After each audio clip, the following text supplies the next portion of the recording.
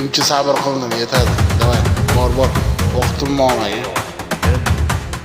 Ma, tashvishlaringni ham olib ket. Ha, bu manmi. To'g'risini aytsam, 30 yoshga kirib ham hali hech narsaga erishmaganman. Necha marta hammasini boshidan boshlab ko'rdim. Necha marta yiqildim. Lekin hozirgacha faqat yutqazdim. Endi hech bo'lmasa oxirgi marta yana hayotimni o'zgartirishga urinib ko'rmoqchiman. Faqat bu gal siz bilan birga. Bir o'zim eplolmasligimga ishonchim komil. Agar shu kanalga video qo'yishdan to'xtasam, demak bilingki, men yutqazdim va kurashishdan to'xtadim.